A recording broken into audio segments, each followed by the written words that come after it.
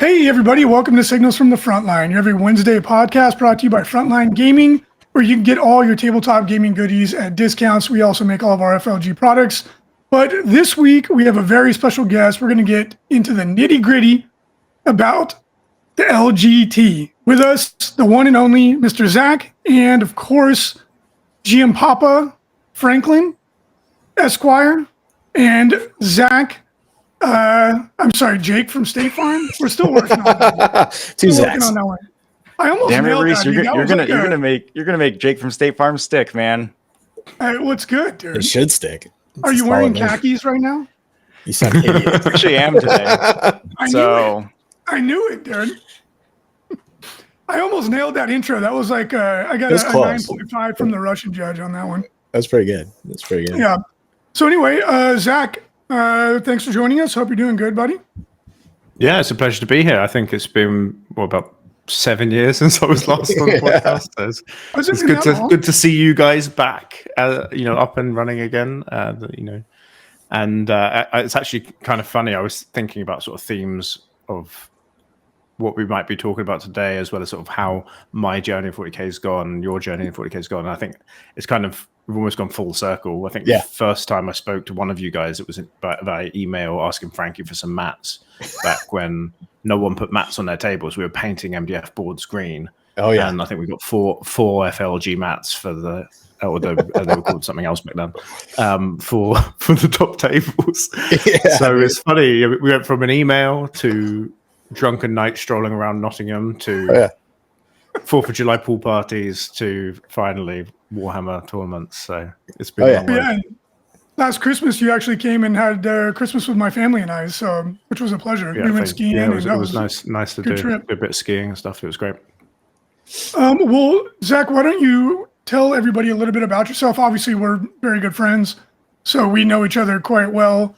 But why don't you give everybody a little bit of background about your journey in 40K and how you ended up running the largest 40K tournament in the UK, and possibly you might actually be the biggest one in the world this year. It's going to be very close. It will be close. Actually, it'll be surprisingly close. I think it's going to come down to, out of over 1,000 people, it's going to come down to like 10 or 20 people either way. So very close. But so my story is like most people that sort of got into let's call it the pro Warhammer sphere. So people that have turned Warhammer into their life in terms of a job. I feel there's like sort of two generations. So there's the sort of post-COVID generation, there's the pre-COVID generation. Yourselves and myself were part of that, pre-COVID generation. I think most of our stories are all very similar, which is we played as kids, developed this massive amount of enthusiasm towards the game, the company, the IP, went out into the big wide world, maybe didn't like where we ended up, and then turned whatever we were passionate about in the hobby into our little thing. For me, my journey was starting in third ed, dropped out a little bit for fifth, sixth, got back into the game in seventh. I'm a competitive game at heart. I've played more casually now, but I was reading Bloodless Souls as my sort of morning blog routine, as we used to do before social media took over everything. Get to the office, scroll through Bloodless Souls, and there was an article of a guy holding a trophy like this, and terrible fake tan, but congratulations to him, because the article was all about how he'd won the biggest event in the world, and he'd won the LVO that year. Yeah, I'll let the long-time listeners try and guess who that was, but I remember reading that article, and I physically remember, the color of the Bloodless Souls banners and all that sort of stuff, and basically being like, okay, well, where's our one? Where's our event that's the version of this? Went on Google, couldn't find even a hub to find events, let alone find the big ones. Eventually found the biggest one, a whole of 88 people, and I was like, I can do better than this. So we look. That's basically where the LGT came from. The London Grand Tournament came out of the fact that we were having to travel miles and miles to go to events that were of moderate size, even though that the people that were doing them at the time, hats off to them, because no one else was. And we went from a small event, but for year one we were the biggest event in the country, which was a good achievement to make. Year two grew a little bit, but the game was still in that sort of dark and dirty seventh ed. And then the third event was really the one where we became infamous, notorious. And for lots of people, the first time they heard of us. So it's a common misconception that the third LGT was actually the first. But it's the one you guys came to. So we rented out a totally inappropriate venue and great. sold twice as many tickets as we should have done by accident, mainly because the floor plans we didn't space plan how we thought they did. So we couldn't really put them in tables. So we had issues with overcrowding, congestion, those sorts of things.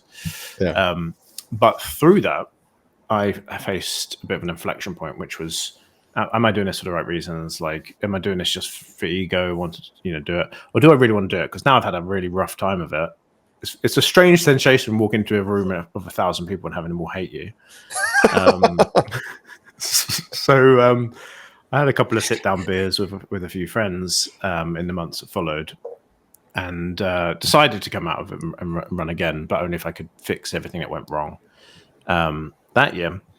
And it's easier to fix mistakes you've made because you obviously know their problem and you can design the solutions rather than the ones you don't know. So we came back the following year, brand new venue. It was much more appropriate. Loads of processes and procedures to manage everything we knew were the pain points.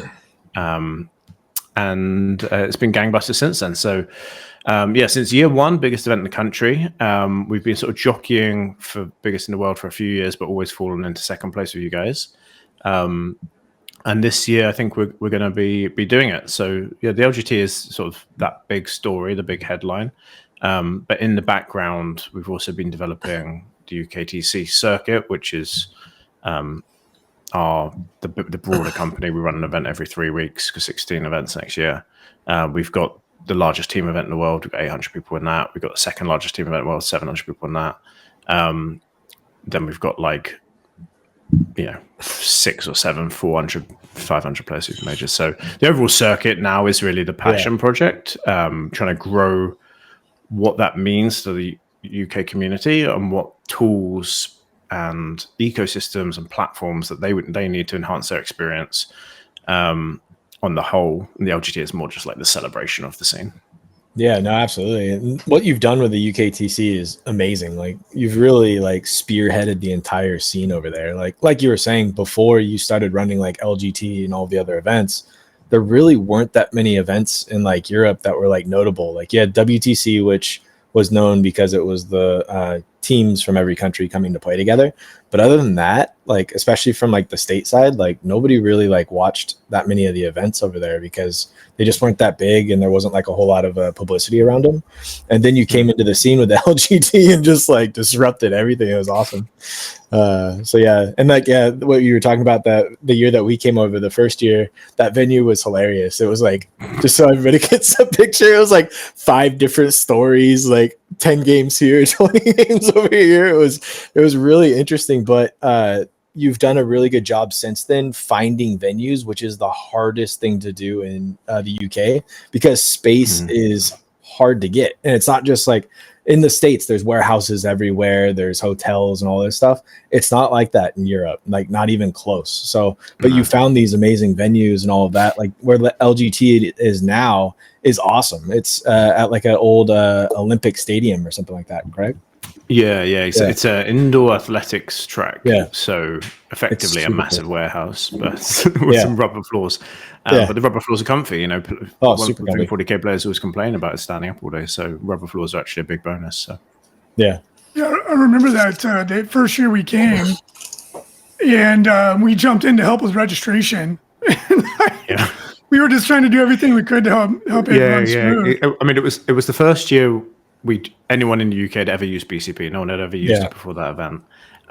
It was still Mac only, so we didn't have enough iPads and things. And I think both of you guys had tablets in your pockets or whatever. Yeah. And obviously, none of our players knew how to use it. No one knew how to use it. But that and the queue that came from that, and then the delay to round 1 starting, that sort of problem, chain of events that causes a problem, systems and software, processes, procedures, is the fundamental underpinning of how the UKTC works now. It's we have thought about all of those things months in advance, solved them all. So just before we started rolling, obviously we were talking about expected numbers at LGT, and I mentioned that we've already had our attrition period. So typically, for those that are listening that don't run events. You have ticket sales, you have refunds, a small amount of attrition, then you have no shows or no non-registrations, which would be a large piece of attrition, 10 to 20%. And then you might have one or two people that drop out before they've even got to the table. If you're doing pairings on day one and check-ins on day one, that attrition period will happen prior to round one starting. For us, what we do is, in order to never have a queue at the door, aside from people that want to come and queue for the fun of it, is which unsurprisingly Brits do, to be honest. I mean, there's always somebody there, but it's not just over there. Yeah, it's people always there before I am, and I get there at 6 a.m. So, yeah, we do all of that in advance now. So we do registration starts 10 days before the event, it finishes a week before the event, and then we do pairings the week of the event. So if you're going to no-show, that tends to have already happened by the time we do round one pairings. Yeah. And then our attrition rate from pairings, which we just did today, through to the day of the event, is just people whose car broke down or some serious issues happen. It tends to be very, very low. So we're relatively confident that our number at the moment is within 5 or 10 of where we'll finish. Like, yeah, no, that's great. And part of that, not to dwell on it, but part of that year you had some trouble. It wasn't really your fault either. The security at the venue made everyone show them open their bag. Yeah. And that was insane for obvious reasons when everyone's coming with a bag. So literally every single person had to open their bag, and there was only like 3 people checking because they were looking for like guns or something. It was very strange. Yeah, it's a terrorism thing. It's 2018, but it was in an Olympic venue, so it was all part of the same sort of public space type thing. The UK is quite hot now on anti-terrorism procedures around events. We've had a couple of nasty attacks at stadiums and things. So, but yeah, I mean, ultimately, that's my fault. You know, it was an unsuitable venue that I'm responsible for picking, so I take full ownership of that. But yeah, I think one of the things is that was a big issue. Multiple issues needed solving that, yeah. But since then, we've got a lot of things dialed in. So my main sort of thing now is very Japanese in approach, which is like everything has to be just a little bit better each time, and whatever was the worst thing last year has to be the most talked about improved thing next year. So we had food has always been food is just always a challenge. Yeah. So, but now it's honestly the best steak of my year is at the food market we've got like 16 vans this year, I think. Oh, that's amazing. Yeah, different types of curries, Venezuelan, everything you like. Even we got Mexican food as well. Yeah, because I think we came the second year that you were at your current venue, and the food was great. Like I think we had burgers and stuff like that. But yeah, that's awesome that now you have it's a game changer since then. Honestly, yeah, I think that's nuts. That year was the last year we didn't do it in house, and we did the bar and the food in house. Yeah, the following year, and it's gone bonkers now. It's always just about the weather. It's like if it rains, no one wants to queue up, do they? So it's funny because the UK, you have certain restrictions that we don't have, but then you have certain allowances that we like. Frankie and I are always so jealous of the fact that you can handle your own catering. Like that is unheard of in the US, and it's like, God, that would make things so much easier.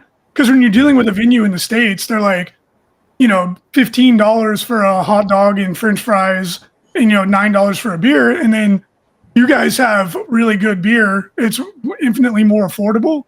And one of the other things that we've always been envious of is that the population density in the UK is so much higher. You have 60 million people in a space roughly the size of California. So, like, what you've been able to do and the bounce back from that stumbling moment, we don't mean to dwell on it or anything.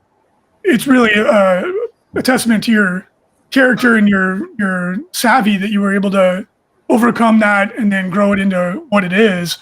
And it's just like, it's crazy to me that there really was a scene before that, right? Like with that many people, and it's the birthplace of Warhammer, you would think it would be just overwhelmed with events. So it's really impressive what you've been able to do. Why don't you tell us more about the UKTC?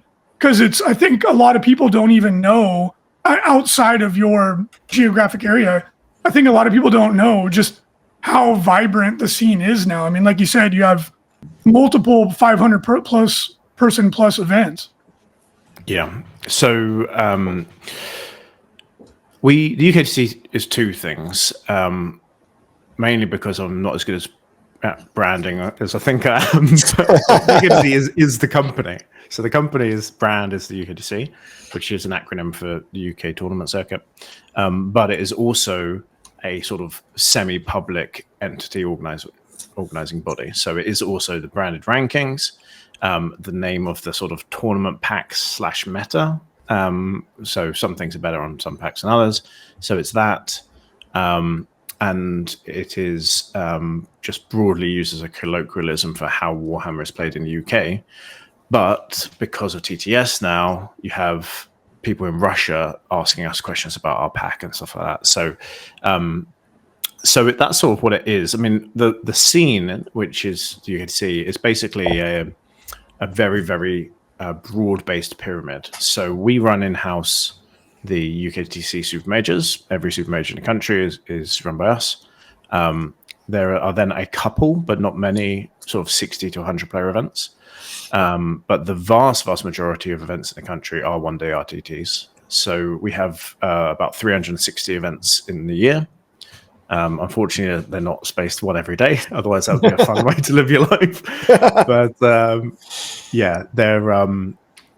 we have so many events that legitimately there are multiple workday RTTs going on every week, Tuesday, Wednesday events sort of thing. And that is really a mutually beneficial circular thing where people want to go to these events to practice for the super majors that we've developed.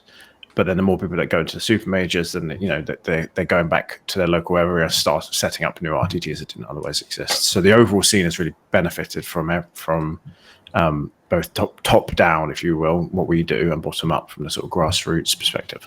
And that really is sort of aligned to what the UKTC is in my head. So what the vision is for the company, what I want to be proud of when I die. And what our goal is basically to make 40K as accessible as soccer is in the UK.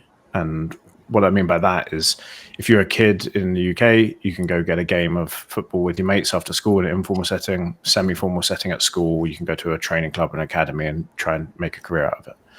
When you're a teenager, you can do the same thing. You can go to a club and start getting paid to play. You can still play with your mates, or you can go watch it. You start following your favorite teams. When you're an adolescent, but a 20-year-old, you're probably a professional player, or you're just a hardcore consumer. And then when you're older, you start being sort of more of a sort of coach, mentor, maybe a commentator, and you're involved in that sort of way. So the equivalent in the States is obviously American football. But the point is no matter where you choose to engage, at what age, you're never forced out via social pressure, ostracization because it's not the cool thing to do, accessibility because it's not near you. The games are everywhere. And it's up to you about how much you want to engage.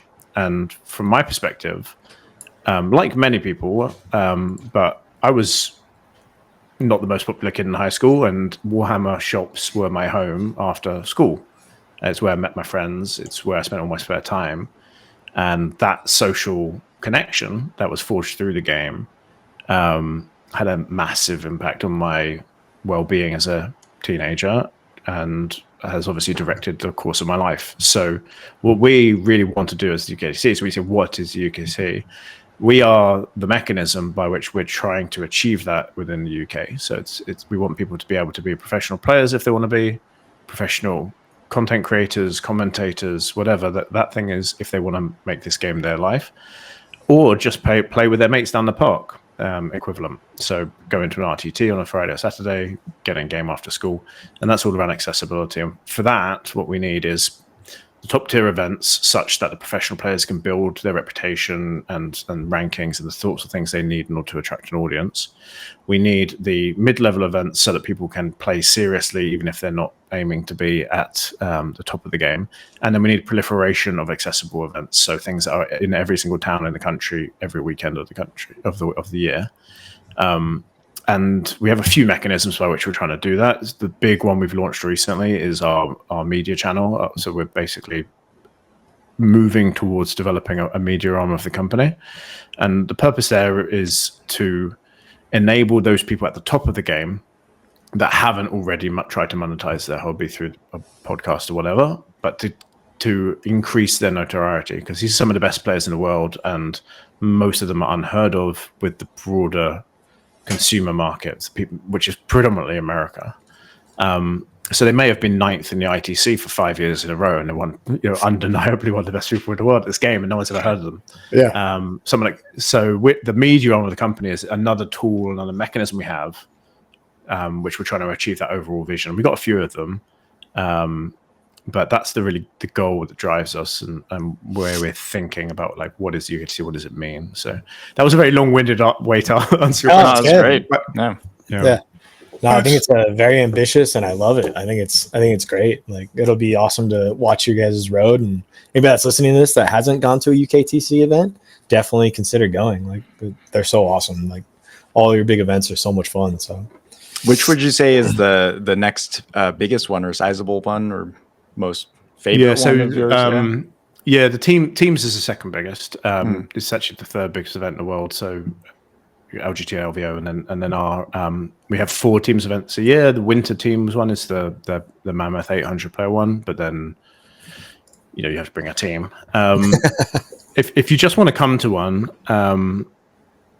my favorite one is traditionally been our Leicester one, which is our Christmas one, where we give out a load of goodies, and it's a good laugh. But because the way we run the events is very procedural, even when we're having a laugh, doing all the funny stuff like handing out free mince pies and that sort of thing, everything still works exactly the same. So we've never had a round start late since 2018. That's great. So however many, what's that, 70 plus rounds a year, that's something like 500 rounds have never been late now.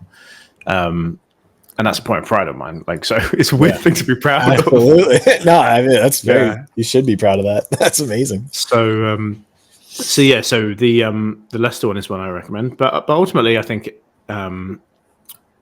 come to any of them if you want to experience what a UKTC event is like, because they all are the same. The difference is in the nuance, which you won't appreciate if you've only come to one. The LGT would obviously, it's the biggest one. If you're points chasing, obviously it's going to give you the most points of the year. But it's also, if you want to meet some of those podcaster type names from across the pond, with the European based ones, they're all there. If you want to meet Liam VSL, who you may have heard of, or Ines Wilson, or any of these people that have personal brands, it's a forum to do that. And I think that's one of the great things about the American cons as well. Like LVO is obviously a similar experience. I know you guys have the same thing where you're sitting there and a million people come past and want to shake your hand and say hi because they're familiar with you on the internet. Yeah, no, absolutely. And we always say it, and we've said it for years, that's the best part about this hobby is you go over to one of these tournaments in London, and all of a sudden you make friends from all around the world. And then like all of a sudden when you're traveling in 5 years, you go to, I don't know, Belgium or something like that. All of a sudden you can go meet up with somebody that you played Warhammer with at an event 5 years ago. It's such an incredible thing. Just like how we met Zach. We met Zach through this game. And now he's come out, he's lived with us, he's worked with us, he's helped us out with a ton of stuff, and we're good friends now, all from playing Warhammer. And that's really what makes these events so special, is meeting all these people from different walks of life, different parts of the world, and then keeping those friendships and getting excited to see them when you go to these events. So yeah, I can agree more. I mean, one of my talking points that I had in my notes was fraternity. I think that's 100%. Yeah. For me, the key thing from me, what I get out of the game, like the competition and stuff is great, and I do enjoy that and get a lot of engagement out of that. But the thing that's kept me engaged in the overall game for my 30 years is, the fraternity developed through the game. So I think you really hit the nail on the head there. That's funny. You mentioned Leicester. I used to date a girl from Leicester a long time ago. But why don't you try? Did you learn how to spell it? That's one of the key challenges. It's like Leicester. It's one of those old words. Yeah, it's like Worcestershire sauce, right? Worcestershire sauce. But yeah, I totally recommend going. Like I've said a million times, some of the nicest people I've ever met or I've ever had games with was at the LGT. Like, and literally never had a bad game, and everyone was incredibly gracious. I feel like it's a cultural thing in the UK, but I wanted to circle back around to you mentioning the opportunity for professional play. That's something that we had always envisioned back in the day. How do you see that that working, right? Because I know that I have the model in my mind, and it's really difficult. I'm curious to hear, like, do you have a vision for the media version of it? Like, how is that going to turn into dollars in the pocket? How do you get people to watch a game that is inherently 70% occurs in your mind, slow? It's difficult to keep people engaged in watching it. Just curious to hear your thoughts on that, because I know there's a lot of people listening that would be curious to see, like, oh, how could I make a living playing Warhammer? Yeah. So I think there's fundamentally sort of three models to think about. There's the develop a brand and then use that brand to sell something, and you develop that brand through being good at the game. So you're not getting paid to play, but the playing is your marketing funnel. So Art of War, perfect example here, right? None of those guys are getting paid to play games. It's playing the games, develops their brand as being the best players, and then they use that brand to sell their content and coaching advice and that sort of stuff. Same with Vanguard Tactics. Stephen developed a good reputation as being a good sports and learning how to develop players and develop content and a business around that. So I think that's one thing that is not really what we think of when we think of professional players. Because when we think of professional players, yeah, you're Tom Brady is getting paid $40 million to promote Coca-Cola because he's famous from, I want to say baseball, but that's the wrong sport, isn't it? Football. Most touchdowns in history, Zach. Come on, buddy. So that's the do the thing, get famous, sell the fame. But he also got paid to throw the ball, the pigskin. Yeah. So how do you do the latter? Fundamentally, I think you've got a spectrum, but it's mostly about either getting a small amount of money from lots of people or a lot of money from one or two people. The small amount of money from lots of people, I think, but there are crowdfunding players now and that sort of stuff. It's not at a scale yet where it's a full-time job. I'm sure somebody, enough money to live on. It all depends on how many Ferraris you want or whatever. But we'll get to that point eventually. The scene just needs time to develop where there will be fans of players. I know there already is, but where then there's enough of those fans that are willing to contribute $1 a week so that guy can play. And that's going to be a mechanism where that guy doesn't make any content. He just goes out and wins events. Now, he probably would end up making content too to increase his revenue, but that's a model. And there's probably a few others that are similar to that. There are, I think, alternative ways you can do the same sort of concept, which I think are bad, which is, for example, part of the ticket price. So a large number of people gets given to the winner. But I think that's a terrible idea. Yeah. I don't think fundamentally that cash prize pools are the way you solve this problem. Not because it's not really a problem, it's an opportunity. And I think that's just, that doesn't make the most of the opportunity. The other way to do it, which I think has a bit more promise, is the large amount of money from fewer people. And the reason I think that's got more promise is there are lots of companies that are interested in the demographics that play Warhammer from a marketing perspective, that are not trying to sell you games that cost $60 in the store and cost $59 to make and ship after you've accounted for staff, and they're making $1 a pop. As you guys know, the gaming industry is not is not the easiest way to make money. What are you talking about? Yeah. So, but selling software is, for example, and lots of people that play Warhammer nowadays are playing on TTS, for example, so they want a Stream Deck or whatever. So there are these, what we call non-endemic potential sponsors that are getting more and more interesting. I had a really interesting chat the other day, ironically, with an insurance company that basically have a insurance product that they want to sell to men from 25 to 55, our core demographic. So they're working on the basis of, moderate conversion from very high targeted audience. And I don't start talking to them being like, yeah, give me a 1% affiliate marketing proposal. I'm like, no, this is the number if you want to support what we're doing. Yeah. And I think that has potential for players as well. I don't know if it's the case in the States, but in the UK, football teams that are not able to pay the millions and millions of pounds to their players will have local sponsors. So the local glazing company will sponsor a stadium stand or whatever in the local football team. And I think there's opportunities for that as the overall scene grows, where perhaps a local hotel in the area where the venue is. Not all our venues are hotels in the UK, so we might be okay. Well, we just want our new chain of hotels to be recognised as a place where when people travel, this is where they stay, or something similar to that. So there's also that sort of model. Ultimately, I don't think we're there either yet. I don't think it's going to be a step change. It's going to be gradual, and that we're on that trajectory. What we're describing is infinitely further ahead now than it was 10 years ago when you and I first chatted about it. But it's never going to happen overnight. But it has happened. Like we are legitimately, apart from people that own stores 10 years ago, how many professional people were there in Warhammer? There really weren't that many. Yeah, maybe a handful. None come to mind, honestly. So, it's an interesting model too, because a lot of people that are quote unquote professional players have found a way to monetize it themselves by some ulterior route. And even people like Manny Chima, who was a top player, he turned around, opened a store, and he's had, from what I understand, he's had a great deal of success in retirement, quote unquote, by riding that reputational high. And he just opened up a traditional business and had an infinitely higher chance of success due to what he did in the space. So I think I don't see it happening the way it does in professional sports. That's the analogy everybody wants to make.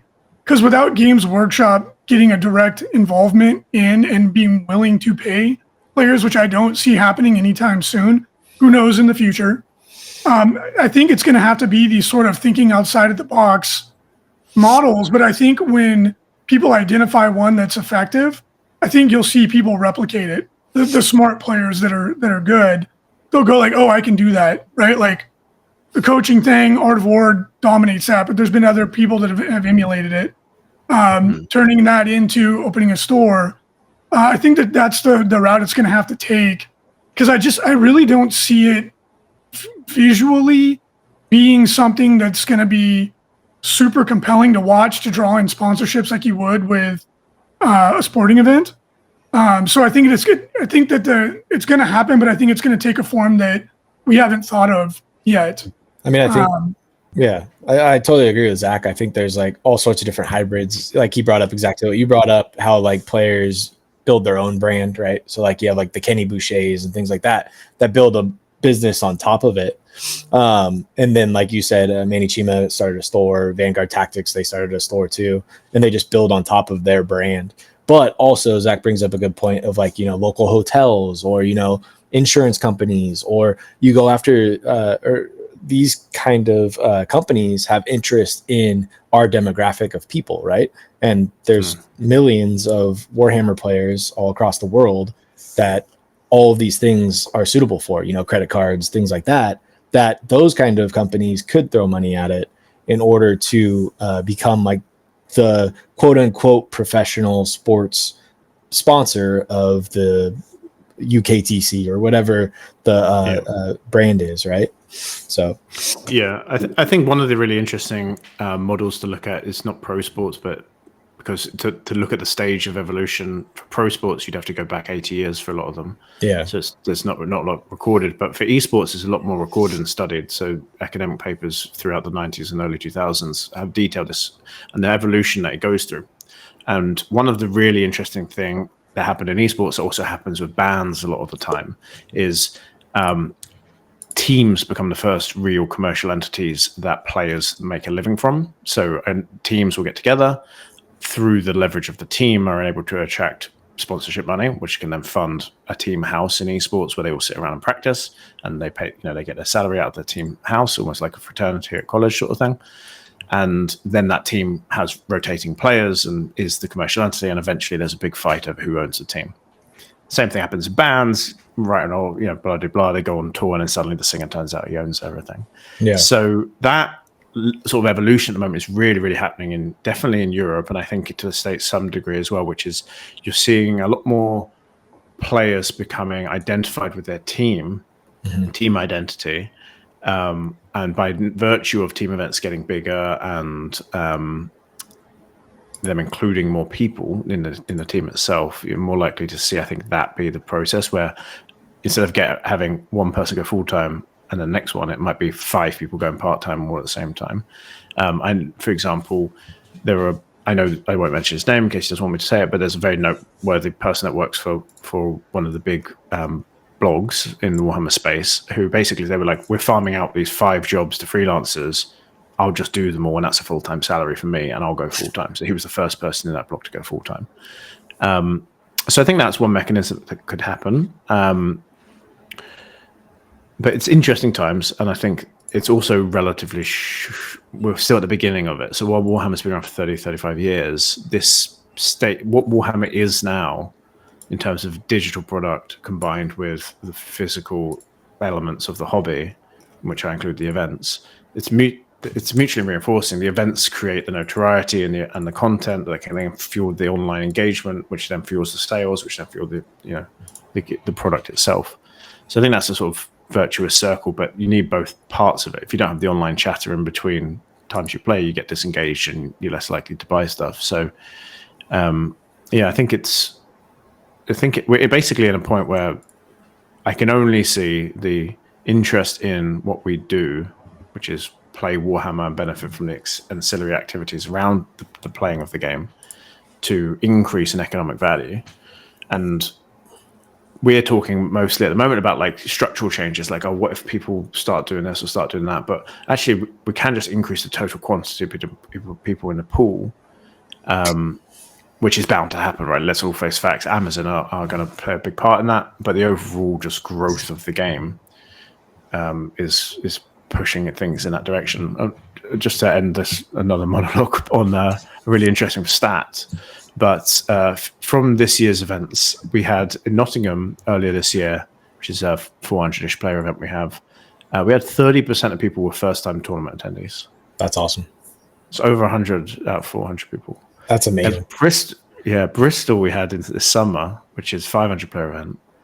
We had a guy be like, so I've not played before, so like, how does it work? And I'm like, oh, you've never been to a tournament? He goes, no, I've never played.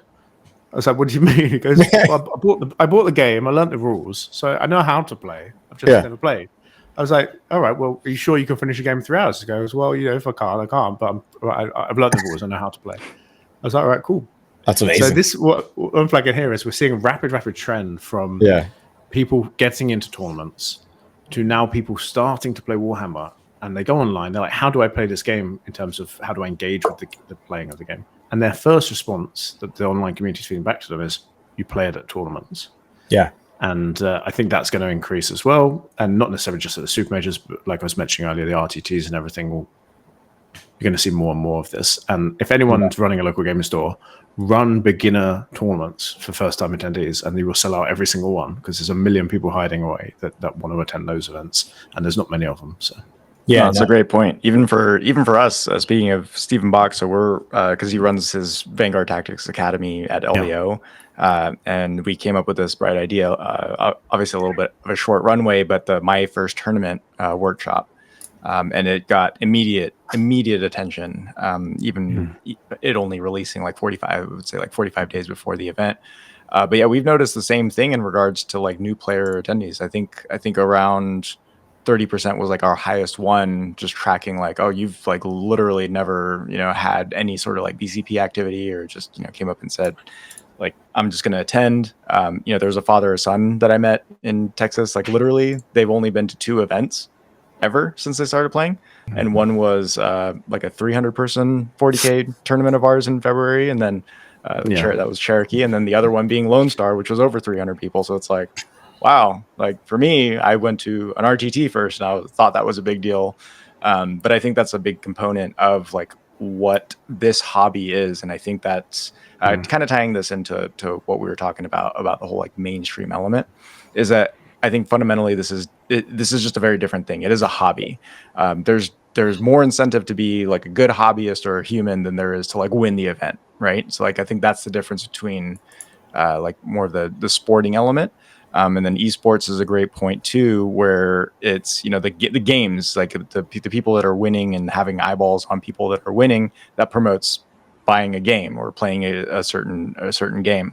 So I'm not quite sure where that, where that goes for like professional 40K or Warhammer, if you will, but the aspect of, growing the community. And I think that's what a lot of these influencers are doing a phenomenal job of, is highlighting that, because there's been a shift from what I've noticed over the last 3-4 years, where the focus is less about like, it's a tournament, like you got to, practice before you play. Now, like you said, it's people are being encouraged to just go to LVO, go to LGT, go to whatever.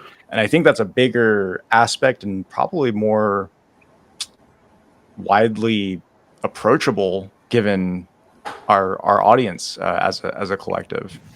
Yeah, I couldn't agree more. And one thing that I always try to drive home is it's organized play.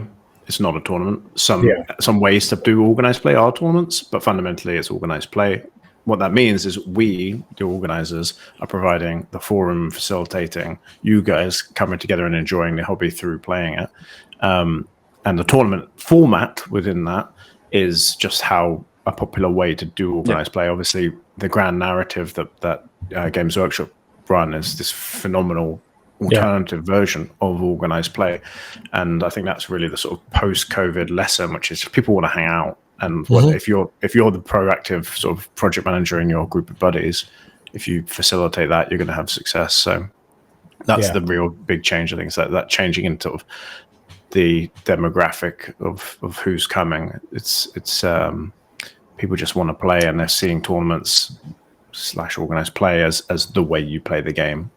Personally, I completely agree. I mean, I'm a busy guy. I can't really play a game every Thursday night in a club, but what I can do is carve out one Saturday every 2 or 3 weeks and go to an RTT. It's an easy way for me to manage my time, and there's lots of people that are in that same situation. So yeah, no, absolutely. I mean, you look at guys' trips, right? Guys go on trips and they go play golf or whatever it is. Our guys' trips are going and playing Warhammer. Like you said, it's like I can't carve out every Wednesday to go play Warhammer, but once a month or every couple months, I can go on a trip and go play Warhammer with some friends. And like you said, I mean, it's less about the Warhammer. It's more about like hanging out, right? And then obviously it is, we tell war stories and stuff about Warhammer. It's still about the game, but it's really about hanging out with your friends and everything else. And that's so important. And then like the last thing that I want to touch on is just like, think back to when we all started running tournaments. Who would have thought that we'd be at 1,000 players at events? Like that is ludicrous. Like that's amazing. 2 events in the same year, over 1,000 players. Like that is quite the milestone. Absolutely. And I think everybody needs to realize like there's more and more people coming to these events, which is great. Yeah, I mean that's a really good point, Frankie. The funny story that underlies your bigger point, if I may share, as you may have forgotten now because you had a few adult beverages in your belly at the time. But oh no, there was a pseudo pub crawl that occurred in 2017, I think it was. When me and Frankie had a bet of that who would be the first to reach 1,000 players. Yeah. I gracefully lost that earlier this year, so I apologize. Are you overtaking it?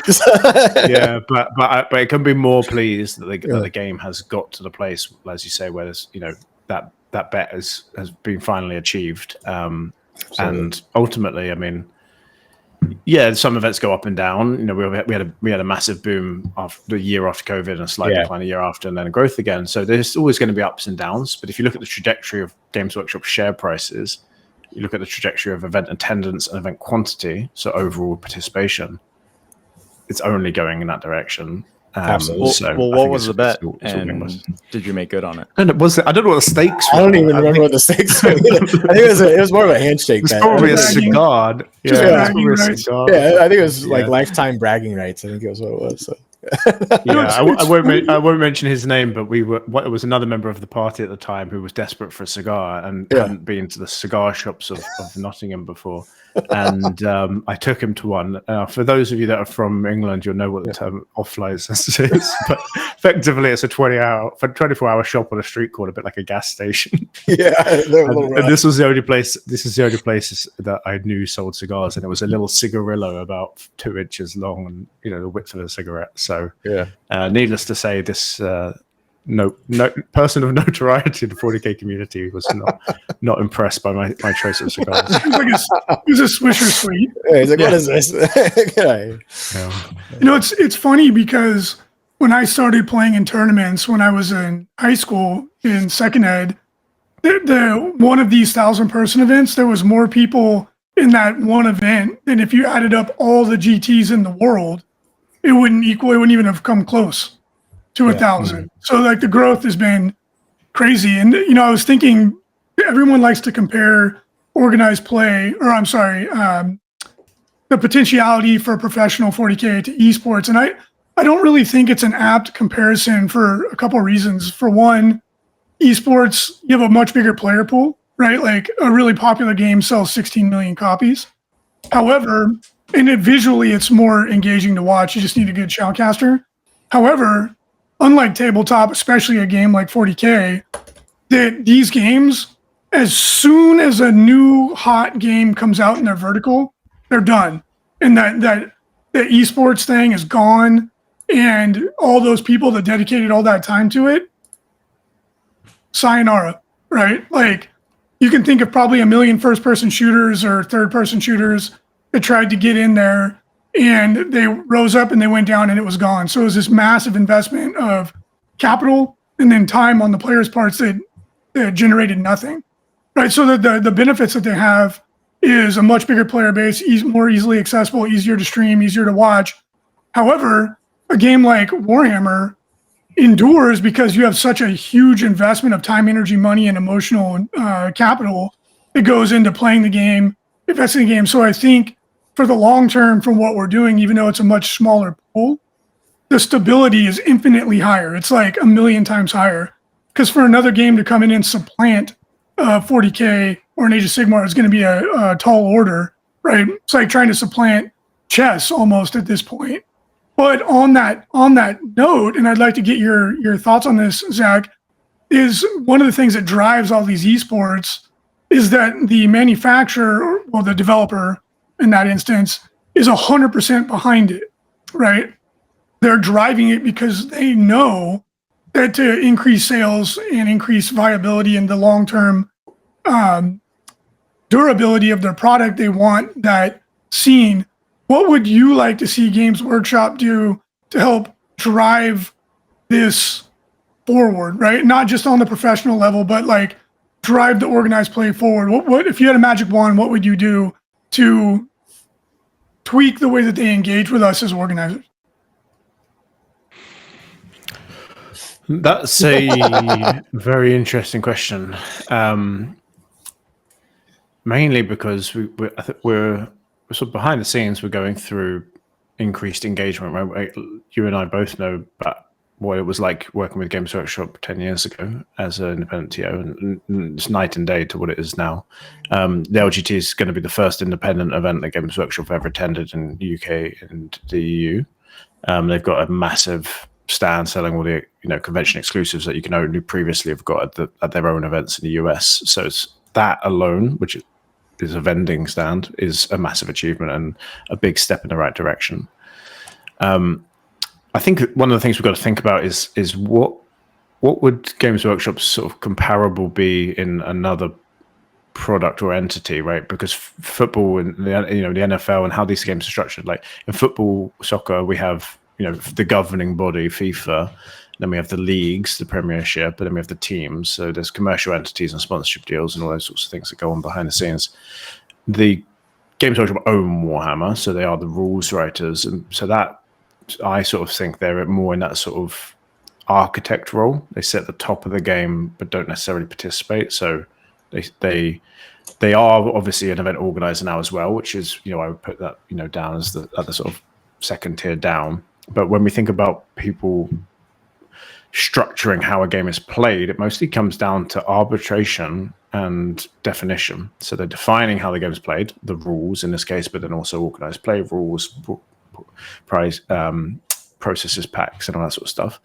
Anyone that's played Magic the Gathering knows this. You can go into a store, play, and you only need to read 2 or 3 pages, and then you open the rules of the game that you've never read, and it's 300 pages long. Most TCGs, which are great models, have a separate document called a tournament rules manual, which tends to be 30 to 50 pages, but it's how to run a tournament. And because they have a similar thing to what you're describing there around esports. They have a very massive amount of invested capital in getting people to play, because playing is the primary metric for how they sell cards, because most games aren't collectible like Pokemon is. Their marketing funnel is get people playing. So they have all of this infrastructure based around the play aspect of it. Games Workshop don't really have that, because they have multiple consumer personas they're targeting as the collectors, the painters, the casual gamers, the narrative lore people, and the competitive gamers. So for them to be more focused on the latter, the competitive gamers, isn't necessarily a detriment to the first four, because they are fairly good at balancing all of that. You see the hard copy books that have queues around the block in Nottingham and then go on eBay for 5 times as much, all that sort of stuff. Like, they're really good at doing that. And I think if we were to try to sort of put pressure on them, I don't mean this you and I mean as a community, to focus any more than they already are just on the tournament players, would be to the detriment of the overall growth of the game, which ultimately the trickle-down effect benefits us. So I don't know if I'd ask them to do much more than they currently are.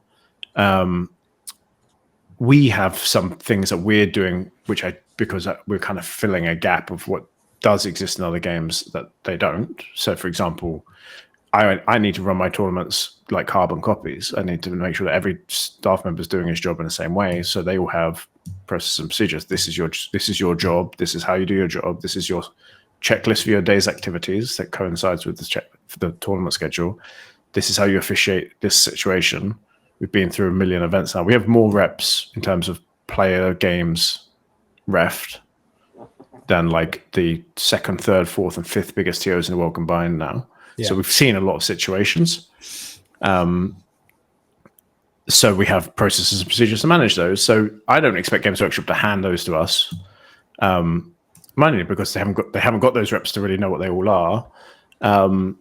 Just to take a completely arbitrary one, but it's something that we've thought about, is if you think about the concept of loaded dice, it's sort of one of the most obvious nonsensical cheats you can think of. Yeah, there's a million different nuances around loaded dice that you can think of. It could be something that's most obvious one. Someone who's bought them with the intention to play with them, has played with them and been caught red-handed using them for a pivotal role, right? So that's one end of the spectrum. Complete other end of the spectrum could be somebody's bought them with the intention to plant them on somebody who's then been discovered with them without knowing they were loaded. So the two people have both been caught with loaded dice, but the situation is completely different. Yeah. And because these situations are incredibly, incredibly rare, even with something like 100,000 games ref now, we've only encountered even like, I think we've literally red carded one person for being caught red-handed with loaded dice, unequivocally admitted to using them, blah, blah, blah. So we can't really expect Games Workshop to do that, but we still need to do it. So we sort of fill those gaps. But yeah, it's a hard question, because ultimately, I think there are lots they could probably do for lots of individuals, but because it's an individual problem, that they're never going to be able to do it because they won't have the scope. Here's 1,000 people with 1,000 different problems. It's not solvable. If I try to think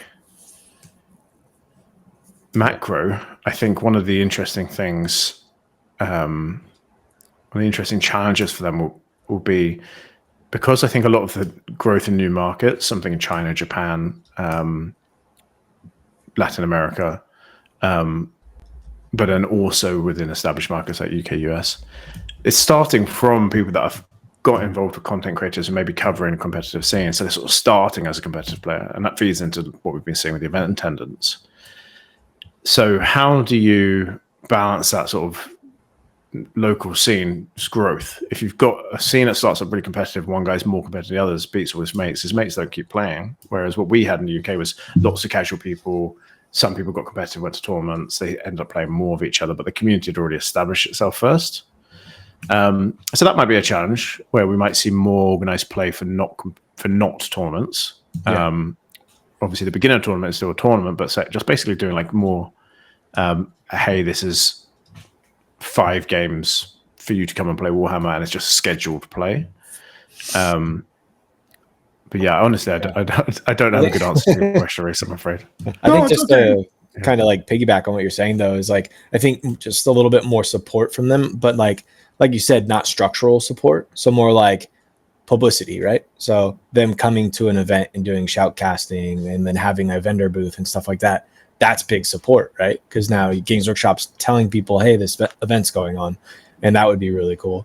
Not to mention, like you said, beginner games, and then at those beginner games talking about another event that people could go to. Like that kind of support, I think, is 100% something that Games Workshop could do, and a lot of times they do it currently. Like a lot of their local game stores and stuff will talk about other events that people should go participate in. So I totally agree. I don't think the structural part is really something that makes a lot of sense, especially with how complex the game is, how many changes there are, things like that. I don't even think it's really would be a smart move for Games Workshop to try to take that on. And I think it's a smarter move to kind of lean on people like yourself to kind of tackle those on your own. Plus, like you said, every event's different, right? So the things that you interact with at your tournament will be different than somebody interacts with at like a tournament in Mississippi, right? So you kind of have to deal with those on your own. It's not necessarily like there's just going to be a one book to rule them all that'll be able to give you every single answer. And I think it'd be a fool's errand for Games Workshop to try to do that anyways. Yeah, there is an interesting point around integration though, which I think the World Championships is doing a pretty good job on. But the biggest event in France is a 700-player doubles tournament. The biggest event is awesome. The biggest event in Spain is a team tournament. The biggest event in the UK and US, which I think more similar, both singles tournaments. No one knows what the biggest event in Germany is because they don't use BCP, etc., etc. So we've got big markets here that are kind of all agreed on what the goal is. The goal is to grow the playing of Warhammer in whatever forum you like to engage in that. But we're not necessarily as integrated as scenes as perhaps we could be. And I don't know how they do that, and I don't know if they're the right party to do that. But I think that is, as the game grows even bigger, and we don't want barriers to entry. And the way it's played in my neck of the woods versus the way it's played in your neck of the woods was always a big barrier to entry for people. One of the massive successes of, let's call it modern 40K, so 8th edition onwards, was basically most people got rid of independent FAQs and format changes. And I think 8th edition, we were all playing ITC format, which I think you made, Reece. And then which was hold 2, score 2, kill 2, hold 2 or something like that. Yeah. Peak 40K is what we call it in the UK. You're welcome. You're welcome. Yeah. Everyone didn't have to ask what we're doing when they bought a ticket. They just bought a ticket. And that's one of the successes the UK has had as well, which is because of our terrain format being kind of the established in 70 or 80% of the stores as well as the tournaments.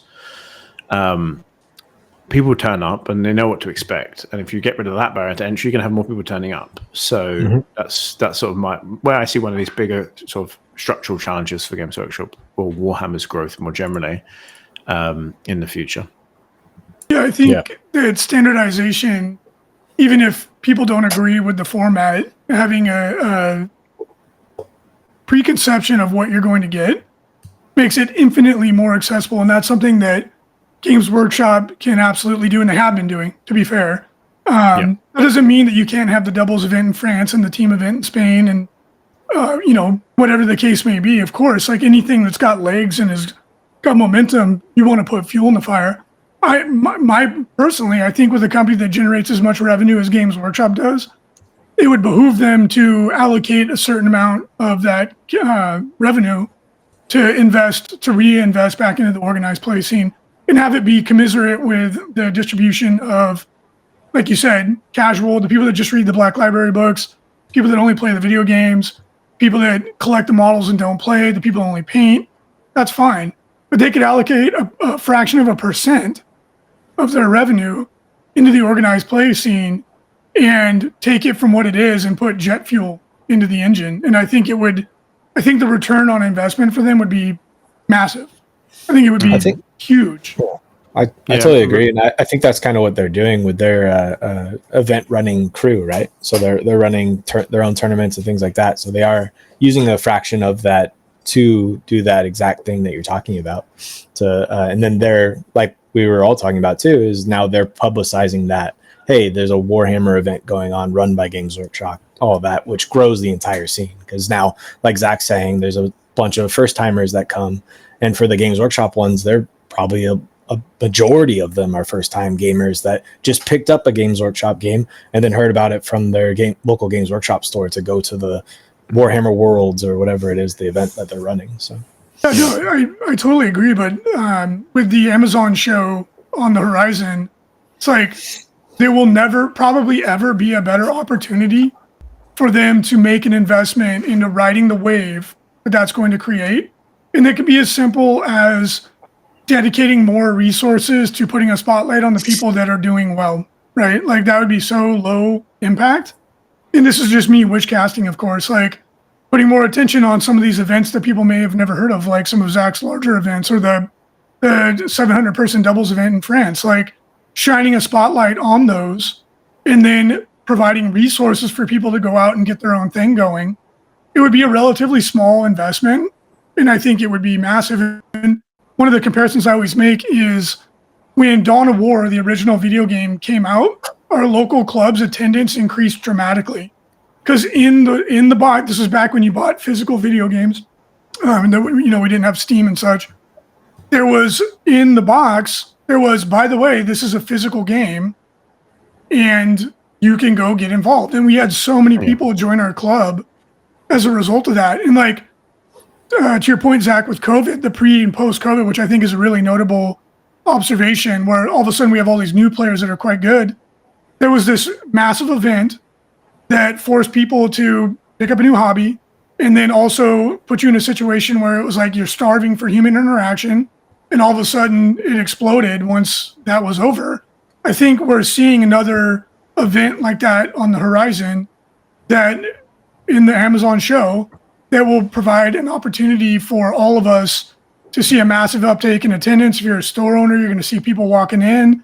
And I think Games Workshop would be wise to take that opportunity to massively increase the scene. I mean, that really could be the catalyst for finding that thing that, however it is, to take it pro, right? In my opinion. However, Zach, you had mentioned that you've been focusing on SOPs, ways to make the event standardized, the experience standardized for players.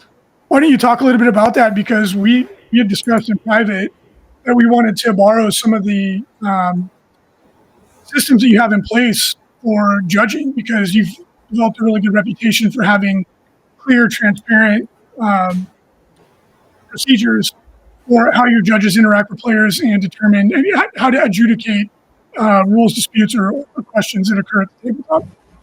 Yeah. So basically, I think most TOs start off by being a judge and a TO, right? They start by doing the rules calls, doing the sportsmanship calls, pressing the buttons of ECP, as well as the selling the tickets and booking the venues and things. For these people, this applies just as much as it does for the bigger TOs that are looking to have dedicated refs, because the more you can get this sort of stuff out of your brain onto paper, it does two things. One, it makes your life easier on the day because you have to problem solve on the fly. And two, and it makes your process standardizable, which also means improvable. So you can identify where there's gaps and where things have gone wrong and make the tweaks about it. What this really does is it gives your players and attendees confidence that they are going to be treated fairly. And in a tournament setting, fairness is a fundamental element of customer service. So every single person knows at the LGT or any UKTC event some fundamental premises, which is you'll be treated the same no matter who you are, from a sportsmanship, fair play perspective. We never interfere with anything that impacts event integrity. So I don't want to play so and so because we don't get along. We have policies and procedures around that. So we can never call into question basically the outcome of the event. And those sorts of things, for us, we wrote them down on paper a long time ago, and because of the reps they've got as good as we can make them at this point in time. We also solicit feedback very actively, and if everyone's ever felt like they've had a rough time from a ref, then obviously they're the first person to email you on Monday morning. So through that, we've basically iterated a bunch of different procedures.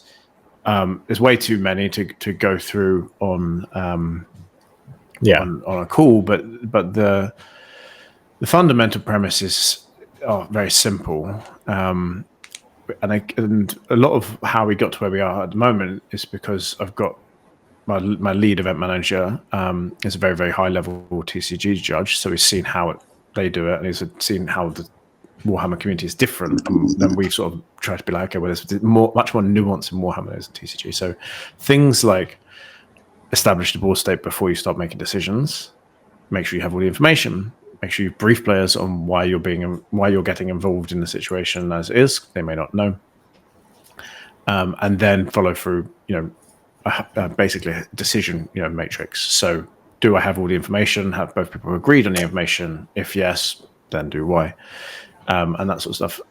From our sort of perspective, which relates better to you guys, which is 99% of judge calls are mostly about the same two things: the processes and procedures around how the event's running, where the toilets, what times is round end, those sorts of things, or how do I play 40k questions, very, very basic stuff. Very, very few of them relate to serious sportsmanship issues, where the nuance really comes in. And I always like to think back on when I was a waiter. My manager told me, your job is to serve food and take orders, not to solve people's problems. So whenever you get a complaint, the first thing you do is you smile and you say, thanks very much for that. Let me get my manager so you can sort it out. And then you carry on doing your job. Yeah. So knowing when to escalate is also another sort of key part of this standard operating procedures that our refs have.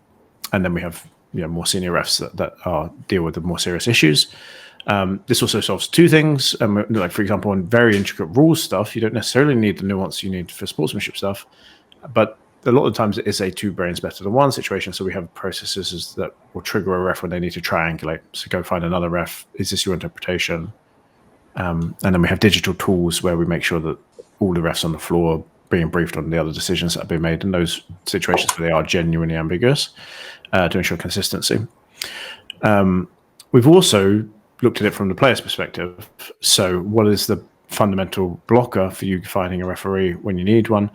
Social stigma around calling a referee at a table, and physically being able to find them, not wanting to leave your table, being able to see them easily, causing a fuss, that sort of stuff.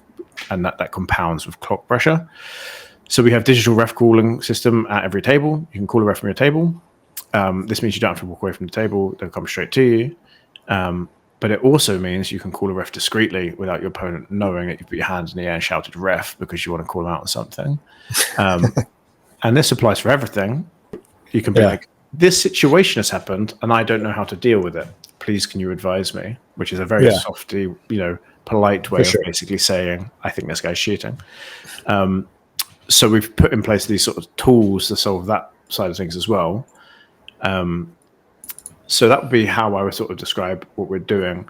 From our side of things, the hardest challenge is getting the people involved because most people want to play. This takes a very unique person that likes to do admin instead of play Warhammer, which unfortunately was my lot in life. But, so actually something that I'm announcing at the LGT closing speech in more detail, but I'll give you guys the preview, is we're launching a formal judge program around recruitment, remuneration, and rewards. And the goal here is not just to recruit and train judges for our own events, although that's the primary motivator, but also to develop a pool that is ubiquitous across the UKTC scene. So if you are going to an RTT, you can ask your TO, do you have a judge who's been through the UKTC program? It's completely free. We reward people with not only they're doing a job, so they go on our contract list, but free events and pin badges and all sorts of nice shiny stuff to commemorate their progress through this procedure. I love that. Yeah, and honestly, none of this stuff is groundbreaking. It's all being done similar to Magic. Yeah. I mean, we say similar to Magic because we're geeks, but you could say similar to soccer and stuff as well. Like absolutely. When I was 12 playing rugby, my referee of that game was a 14-year-old who was going through the training process for refereeing rugby games. So we're never going to publish the referees' standard operating procedures because it's not for public consumption. It exists, and it's important the public know that it exists so that they they're getting fair treatment. And we do have a public-facing version of that, which describes etiquette, timekeeping etiquette, what to do if you've run out of time or whatever. I mean, that's top of mind, but it's not the best example. But that document, which is basically how to attend an event and be a good player, how to be a good opponent, is a really good way to describe sportsmanship. But that also requires some procedural knowledge. I love that. Yeah. So yeah, I mean, every now and then, every TO will get this where somebody will turn up and they won't know that having painted models is generally speaking a requirement for most tournaments. Of course, because they haven't read the pack, and in Games Workshop's rules, it just says if you want to paint your models, you get 10 extra points, whatever. So so we have to outline that, because the more serious we want to take everything, the more, and we have to be, we don't have to be ramming down people's throats, but it has to be written down, it has to be publicly available, and it has to be accessible to everyone. So that would be the fundamentals of how I describe how we officiate these events. And that is repeatable. And you and I obviously have been discussing this at some length, Reece, and I think one of the things we want to increase is collaboration. So I'm not going to force a single other TO, whether it's in the UK or anywhere, to ever do what I do. But it's there, it's open source to the people that need to access it or would like to. So I think we're going to be increasing that collaboration as things go forwards. Absolutely. Yeah, I mean, you've obviously put a lot of thought into it and you've had a lot of success. So I think it would be wise for anybody to at least look at the material that you've got out there. And I'm sure incorporating it into their own system would only have a improvement over it. And Zach, before we wind down, the UKTC, the LGT specifically, is not only 40K. You've been branching out. I know you have a lot of other fires in the oven, is what I was going to say. Fires in the oven, huh? Yeah, that's a new one. Got a lot of cats in the attic. So why don't you tell us a little bit more about what else is on offer at your event, specifically at the LGT, because I know there's a lot of other things going on. Yeah. I mean, the LGT is sort of the British version of a LVO type experience. It's 20 plus game systems. 40K is the biggest, but there's everything there from Battlefield Gothic, for anyone that remembers that. I think we're the biggest Battlefield Gothic event in the world, probably. Is it the only one? I mean, I tell you what, man. 20 players, all right. The gentleman that runs that is a legend. So congratulations to him. Infinity, all the games basically. We've also got the Titan Owners Walk, which is this massive, 28 mil scale version of Adeptus Titanicus, where they all use their Warlord Titans. We've got a huge raffle where there's probably about £50,000 worth of stuff to be won. So it's that sort of experience. In terms of what we're up to more broadly, we're in a bit of a unique position as unlike people that open stores, do a few in-house events and then do some external events. We've primarily only been TOs, so our focus has been on expanding. Keep doing what we're doing and do it better. But we've also ran a few events in Europe this year. So we ran 2 events in Amsterdam. Nice. We've ran a couple of 1,000 plus player One Piece card game events this year. And we're doing a lot of B2B work now, so consulting, both on product development, marketing, and basically utilizing my background in project management before I got full nerd in the Warhammer space. So yeah, loads of really exciting stuff. The UKTC is sort of hindered by the fact that it's got UK at the front of it, but most of what we're doing now, aside from the physical Warhammer events, is actually global in nature. So lots of exciting stuff to come over the next, I would say 3 to 5 years. A lot of it will go public. That's awesome, man. Yeah, that's amazing. Well, thank you so much for joining us, Zach. It's always a pleasure to speak. Jake, Frankie, did you have any other questions for him before we wrap this one up? Who do you think is the best looking on the podcast besides yourself, Zach? Who would be number 2? You can't beat the stash, baby. The tash and the vest is the tash. Well, see, I'm a man of a vest as well, so I'll have to go. You got to go with Reece. Yeah, that's fair. That's fair. But Jake has by far the best hair because he's got. He does. By the looks of it, the most of it. So yes, fact. I have a handicap in that competition. He just called you both It's old been and lovely. balding. Yeah. I'm not even that old. I went bald when I was 23. So I know, but it looks good on you. So you got it going on. But it's Well, been thank you so fantastic to much. chat, guys. Yeah. yeah. Thank you, Zach, and good luck this week. And we'll Thank you be very much. we'll be right there after you next week. And did I hear that you are trying to make it out to Vegas as well? Yeah, last minute flights Yeah. maybe. But if anyone does want to follow along with the LGT, obviously we have 2 streams. You'll be able to check out everything on War Games Live, which obviously a lot of your viewers will be familiar with. But we also have 2 tables coming from our internal stream, which is UKTC.tv. If you search for that on YouTube, you'll find 2 streams. And that will be both highly competitive games with the best players in the world on one stream and still undefeated, but more casual pickup game style armies on the other stream. So lots to cover. We also have a full studio, so there'll be behind the scenes stuff, player interviews, and all that stuff. I think we're going to aim for 13 hours of live content, no filler. So check it out. Nice, dude. Can't wait.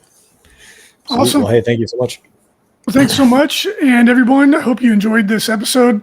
Let us know if there's anything that you would like to see us change in the interview format, or if there is anyone you would like to hear us speak to. We appreciate you tuning in, and we will talk to you all again next week. Bye.